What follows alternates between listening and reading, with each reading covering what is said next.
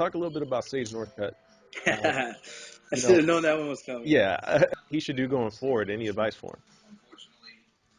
First off, I'm going to say I have no issue with Sage Northcutt. If I was 19 and I got offered that kind of money, I'm going to jump all over it. And I ain't going to say, no, it's not right. All the other fighters are going to pay much less and I'm going to be scapegoated. No. Give me that money. Thank you. Come again. I think going forward, I think he really needs to tighten up with his jiu-jitsu game. I'm more than willing to have him come down here and train with us. Like I said, I have no issue with the guy. Matt Serra hangs out with the guy. I'm pretty sure Matt would love to have him down here as well.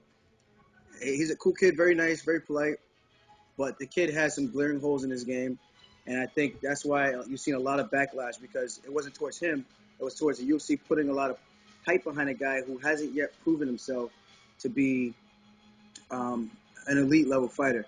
And again, he's only 19. He has the world by the balls right now. If he really wants to, he could come back and make a statement. But I think that fight showed the type of person he is. Like he doesn't have the heart that you think a fighter should have.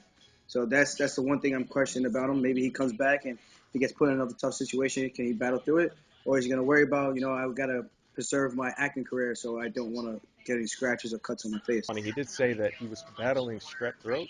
And what's your take on that? Do you think that's a thing to where he still should have stepped into the cage, or maybe just said I'm not good to fight? Listen, I've wrestled so many matches, and it's about who's better on that day. Hmm. So if you decide to lace up your wrestling shoes and step on the mat, and you're considered the number one ranked guy, and you go down and lose to a guy who's unranked, guess what? Nobody cares.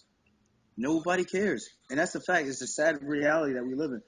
I can't go in there and talk about the injuries I had leading up to a fight because people are gonna be like, all right, these guys, that's just how we humans are programmed. So I'm gonna say that I'm gonna say it.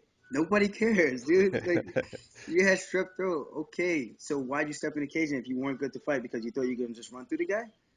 I've wrestled matches with, I don't know, man. That's strep throat. Come on. Don't fight then if it's that bad. I mean, guys like kind of fought with a torn ACL in the middle of the fight. Did he tap out and say, you know what I'm saying? It's like there's so many things. Like so much worse than a strep throat. The Hmm. guy was breathing, doing flips and everything. He looked fine, and now all of a sudden you have strep throat. So I don't know. Whatever.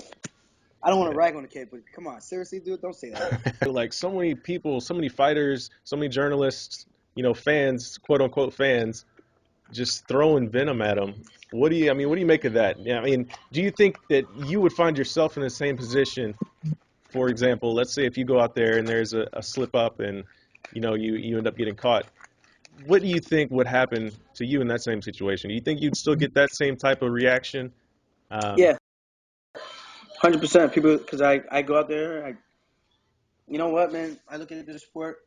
When I first came to the UFC, I said I'm not gonna be the guy who talks a lot because although I'm confident in my abilities and my skill set, I want to win a couple fights before I really start letting people see my my true personality. And I'm a very confident person, very confident individual in the things that I do and my abilities.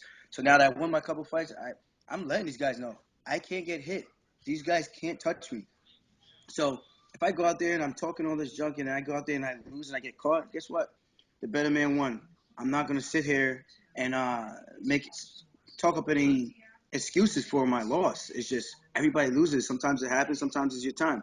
And unfortunately for Sage, it was his time a lot faster than I guess maybe the UFC and maybe even himself and his camp thought. But it's the name of the game. This is there's no love in this game, man. You're on top one day and then you lose and people throw you out the bag and write you off for the next guy who's coming up in the game. So for me, it could easily happen, and rightfully so. where's the balance between getting paid and then truly competing and proving that you are the best in the world?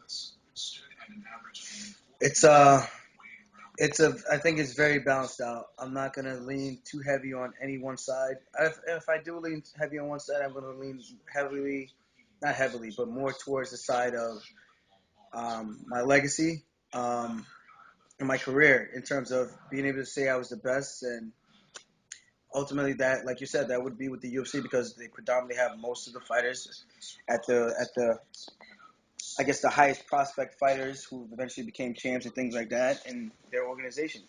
So for me, that's ultimately what I would love to do. But again, man, I can't be fighting Barrows and Sunsals and all these other guys and TJs and Cruises for little pay, you know. You go to Bellator.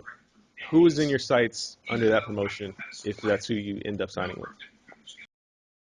I'm gonna fight the baddest man on the planet, or I'm gonna have to fight Darren Caldwell on even Eduardo Dantes, the Nova União guys. Um, I think those guys are the Nova guys are good, but I think they're a little bit behind the times in terms of how they train, and I think that's why I feel I'm a better matchup against any one of those guys in that camp. Based on that, we just we have a different mentality the way we train. Now, obviously, with the UFC, there's obviously the names that you've talked about, been on record talking about before, Brian Caraway being one of them. Um, Is he still hiding? I don't know. Don't know. But let's say if you end up staying with the UFC, which is obviously would be the ideal situation in terms of competition. How far do you think you're away from that title shot? And how do you feel that you would fare against Dominick Cruz or a TJ Dillashaw? Well, after speaking to Shelby, I mean, we both had a consensus. In my opinion, I thought I had one more fight before I would fight for the title, and I would have to win that one. Mhm. And I feel like I would do good with Cruz, man. I think I have a style that will confuse him. The guy who confuses everybody with his movement. I feel like my style will confuse him. He hasn't fought anybody who can throw kicks and people can't get to your legs. It's just I bring a different style, man. Like how many punches do you actually see me throw on the feet standing up in my fights? Guys can't even get to my hands. They can't get past my feet, so they don't even get to see how good my stand up is with my hands, my boxing. And then they don't need to see it.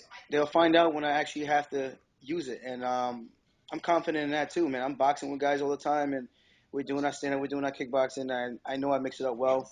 I just if I it's like playing Street Fighter. If I got a cheat code, I'm just use my cheat code. And that cheesy move, you just keep hitting the X button and it's nonstop. You keep doing Hadoukens over and over, and you can't ever get past. That's how I legit feel sometimes. I'm like, yo, they can't get past my legs. This is too funny. But I mean, I've been hit a couple times, but so what? But I think I do good against Cruz, man. I think my jiu-jitsu, if I get on his back like TJ did, that at one point I think it was in the fourth or the fifth round, he ain't getting up, and TJ let him up. TJ let him up, and he's not getting up if I get a hold of him. I don't use the name human anaconda for no reason. A lot of the guys that I train with, they say the same thing. I I think it's a consensus at my gym. I'm one of the hardest guys to get off your back once I get there. So I think I pose a very good threat to his title. I think I'm probably the best threat to his title at this point, besides TJ. TJ had a really close fight with him. So, give me one little prediction here. Uh, Aljamain Sterling into 2016. Where do we see you? Aljamain Sterling 2016. You see this anaconda guns, these guns, and this face. I don't know. Hopefully the UFC, so Very, I can get the strap and make the real big bucks. very cool, man. I appreciate the time today. Thank you so much for the interview, and I look forward to talking to you soon. Thank you.